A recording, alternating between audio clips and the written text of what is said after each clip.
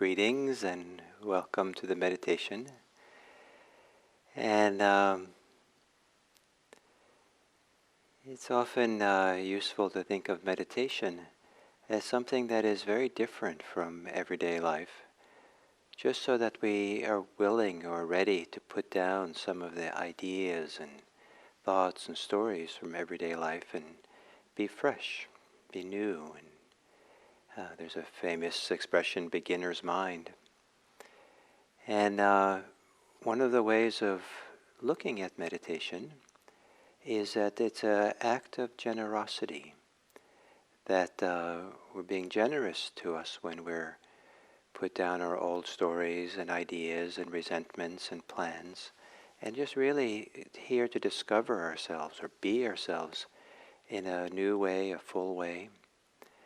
And so what we do here is we are offering our generosity to ourselves through our attention. That attention is presented as an act of generosity. And one form of generosity that's a little bit maybe radical is the idea that during this half an hour or so of meditation, I'll keep time. And you don't have to be concerned with time. In fact, you can generously give yourself abundant time, all the time in the world to sit here, to have this attitude that you sit here just to be in vast time, as if there's all the time in the world. No hurry, none of the momentum of the daily life has to be propel us forward and into the next desire and wants and into the next thought. To generously give us time to settle and just be here in this timeless present, the way in which now, here, can feel like infinite time or timeless time, or this generosity of being here with this, generosity of meeting this here. So to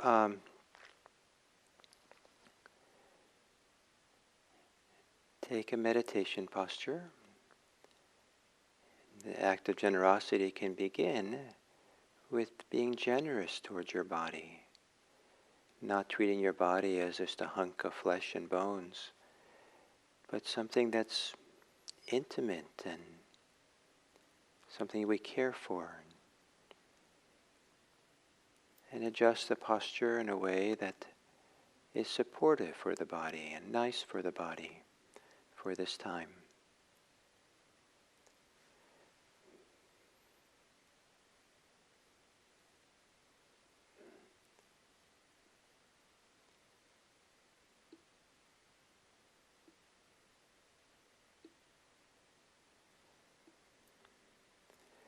And then to gently close your eyes. And again, with a sense of care and generosity towards your body, without any demand or judgments about your body, to begin the process of relaxing the body. Perhaps on the exhales, to soften and relax. On the inhale, perhaps you can, as you fill your lungs with air, you can also bring your attention to the parts of the body that might be tense or tight. And then on the exhale, to relax, to give generously an opportunity for the body to unwind, to let go, to release.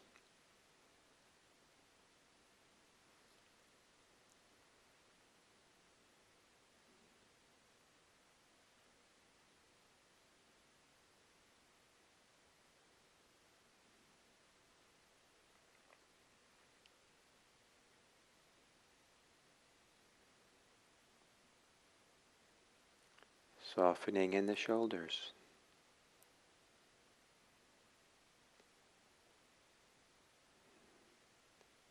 Softening in the chest.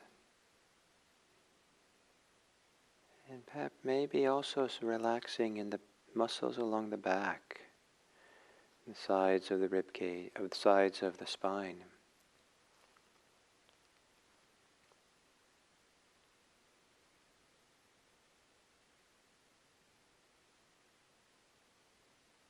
And softening the belly.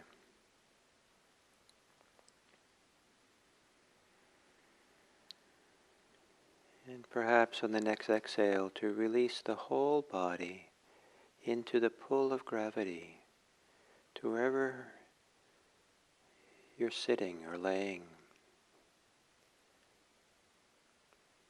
Feeling the chair, your cushion, the floor. Releasing yourself so you can be supported by whatever supports you from the pull of gravity.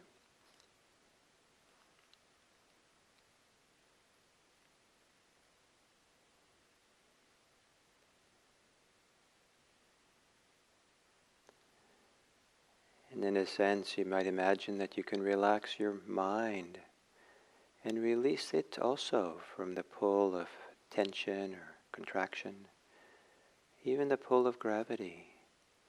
And the mind can become loose, expansive, light, maybe each time you exhale.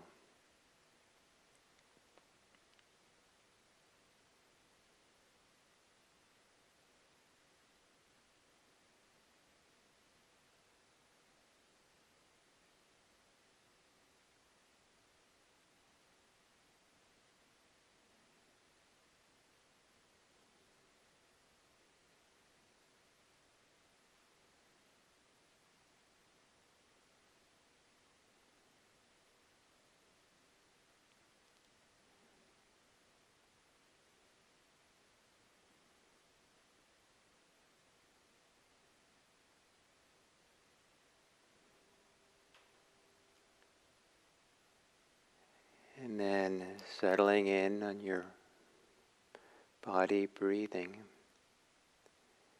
And see if the attention you bring to your breathing can have a quality of generosity, that you're offering your attention to the body breathing.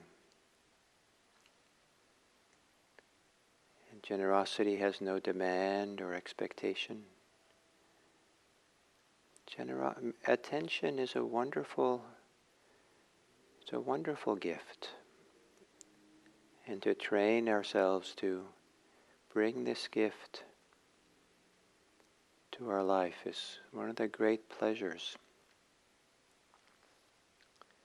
And to bring the gift of attention to your body breathing. And if anything takes you away from your breathing, take a few moments. When you notice it, don't be troubled by it. See if you can be there for a few moments with it, with an act of generous attention, as if you have all the time in the world to recognize it, to know it. And then after a few moments, begin again with your breathing.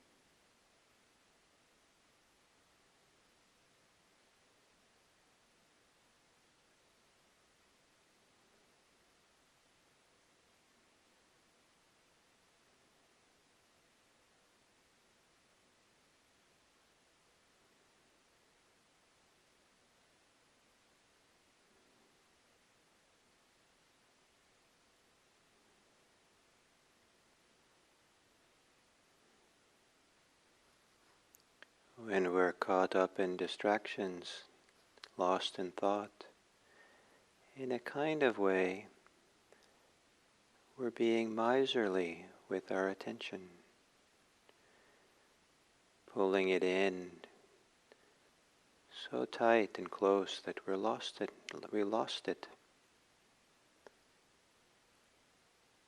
Open the awareness up so you can be generous with your attention, here and now. Lots of time.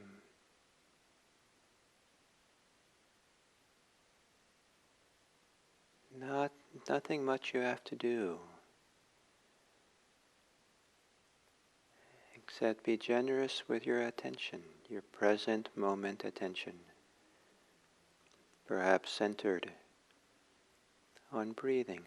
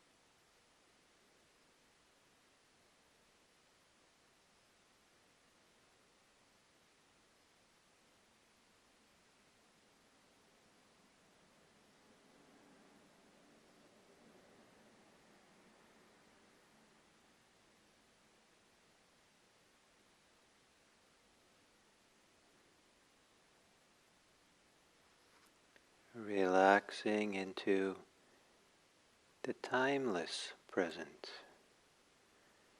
Relax and open wide in the generous wide field of present moment awareness.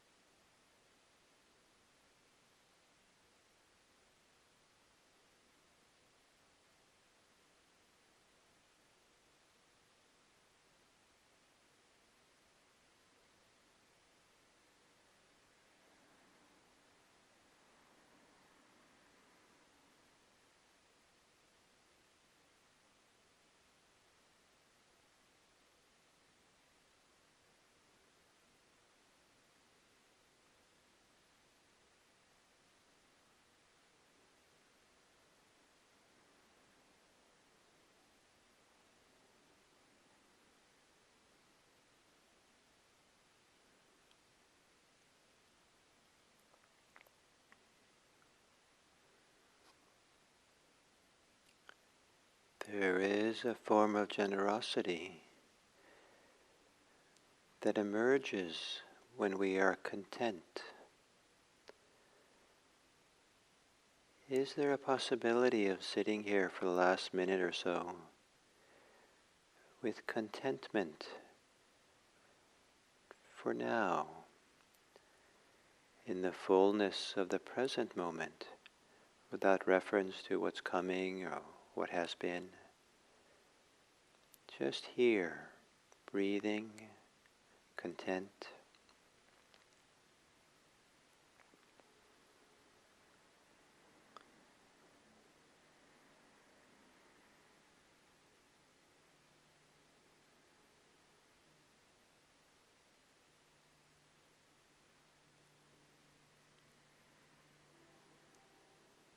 And then as we come to the end of this sitting,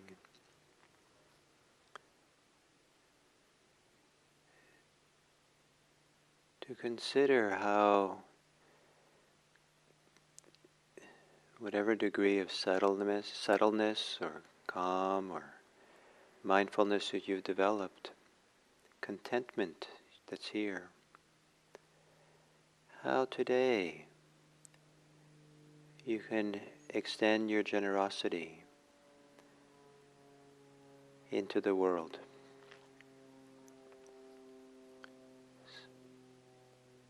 Is there some quality of being that comes with meditation that inspires generosity, that predisposes you to generosity?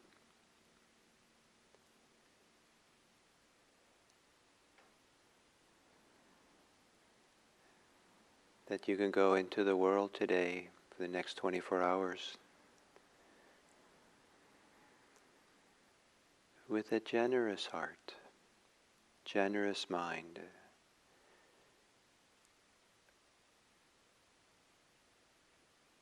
and at the minimum, to be generous with your attention, with your ability to listen and be present. Many people thrive when they are listened to and heard and seen clearly. When someone takes time to be with them, you might practice infinite time or timeless time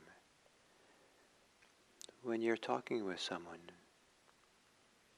as if it's okay to be there forever, and they can feel that you're really there, not impatient, not going on to the next thing.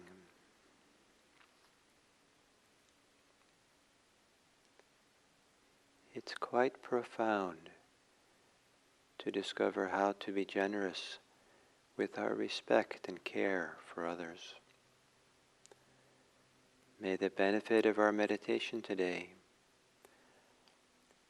radiate out through us and our generosity into the world around us.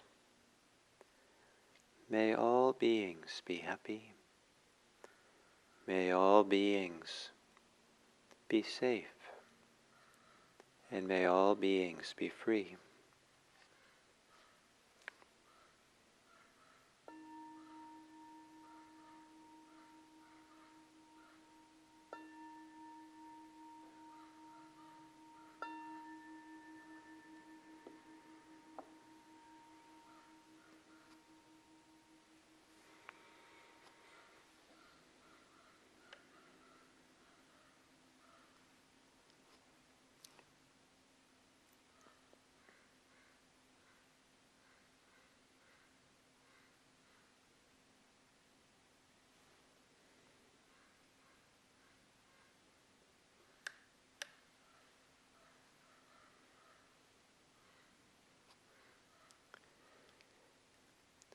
So as today I speak about the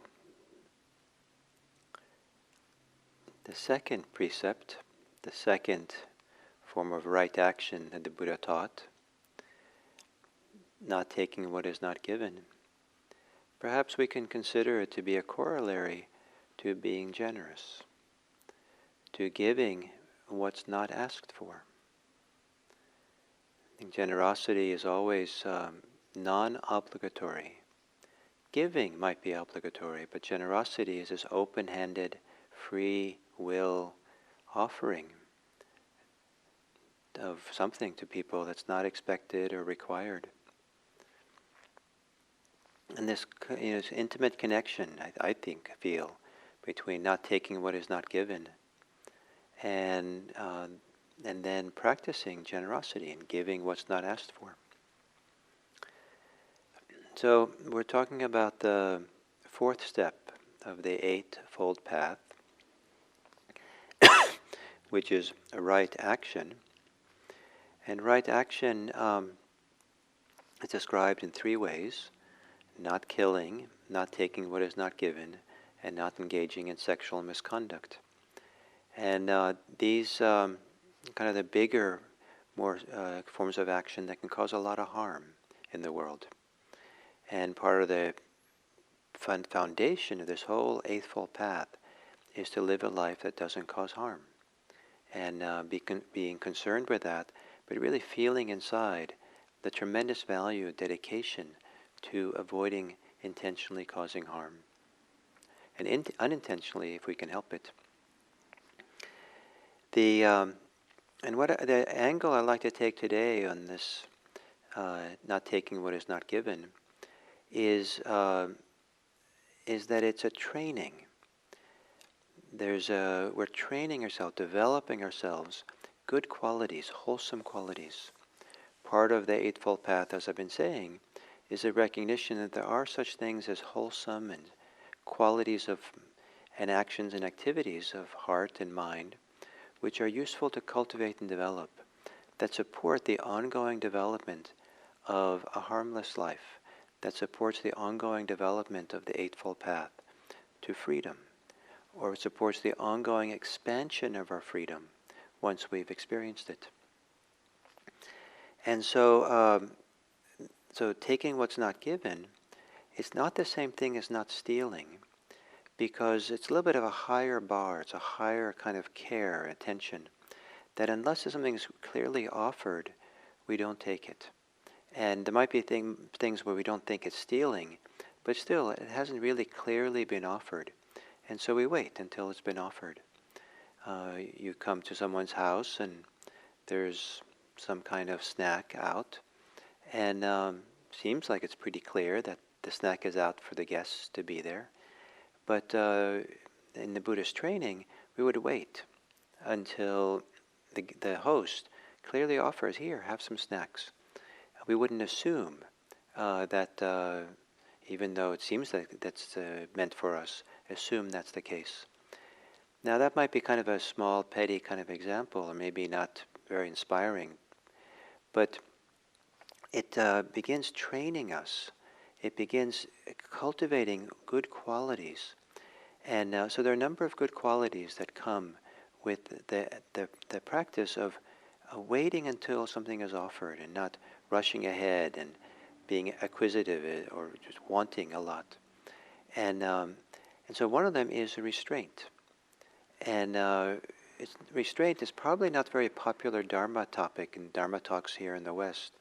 There's something about restraint for people in the United States that feels like a loss of liberty and a kind of a closing down, and it's like repression almost. But restraint in Buddhism is a very highly valued activity, action, and it's opposite of losing our liberty. It's actually exercising our liberty so that we don't give in to forces of attachment, forces of clinging. We don't get caught in these drives and compulsions that those are a loss of freedom. Even though we might act freely, there's a freedom in being compulsive. The compulsion has freedom, and there's a doing and activity, but we're not really free if we're acting on compulsion. So this kind of restraint that helps us discover our freedom, discover our strength, discover our ability to choose, and simply not picking up snacks from someone's home if they haven't offered them seems pretty small. But to train there, to not compulsively go and eat the snack, but to learn how to hold one's ground, be still, not give in to compulsion and desire, and restrain oneself, is developing a strength. And and you don't know when you're going to need that strength. Maybe you don't need it, with a snack at someone's home, but there are times in life where you might avoid causing a lot of harm because you've learned how to restrain things you want to say or things that you want to do, and in that exchange with restraint, healthy restraint, is staying close to the place of goodness, of goodwill, of freedom that we have. So develop this capacity of restraint. Again, maybe restraint is a bad word from some people's minds. They've been told to kind of not to restrain themselves in ways in the past that were clearly detrimental. But maybe instead of the word restraint, we can use the word, the idea of not picking up, not giving in to the compulsions. So don't give in. Don't pick something up that pick up your anger or pick up your greed. Just leave it alone. Leave it alone. And maybe this idea of just leave it alone, the compulsions that come along, might feel better, maybe more to the point than the idea of restraint. The other part of training in seeing this second precept as a training, which is what when people commit themselves to the precepts, that's how it's worded. I commit myself to the training of not taking what's not given. And that's a little bit different than the rule or the ethical moral principle of not taking what's not given. But rather, there's a feeling, here's a place of training. I develop myself. I'm on the path of freedom. How do I develop myself and grow the qualities that flower into freedom? So the other thing that can come with practicing not taking what is not given is we might have a chance to explore the area of contentment, and maybe you have greater capacity to be content, to be at peace, to be at ease, to breathe easily, without the grip or the push of desires and wanting and not wanting. Contentment is a fantastic quality, and to be able to walk through the world content, fully engaged in the world, doing things, but not ahead of ourselves, not rushing, not caught up in the next thing to do, or to do it quickly, or do it, but just be there in a content way and do something wholeheartedly. And so when something hasn't been given to us that we want, it's an opportunity to practice contentment, explore contentment, discover contentment. Not taking what is not given is also an act of generosity. It's generous to the host in a certain way that the host learns to trust us. Oh, this person is good. I can leave this person in my house. This person's not going to take anything. Some people, especially monastics, practice this not taking what is not given to such an extent that if there's a book on the table in the living room, they wouldn't actually pick it up unless the host has offered them to, you can look at it, it's okay. Maybe that seems kind of extreme for lay life, but to be ourselves a person who's trustable, other people really trust us, that, we're not going to take anything, we're not going to take advantage of them, is a beautiful gift to give. Many people don't have trust in their lives and don't trust people. Have had terrible things happen to them and suffer a lot. And to really be around someone who feels their integrity is so great and so trustable, it's a wonderful thing. It's inspiring. It's healing for others to be around such a person sometimes. And also, not taking what's not given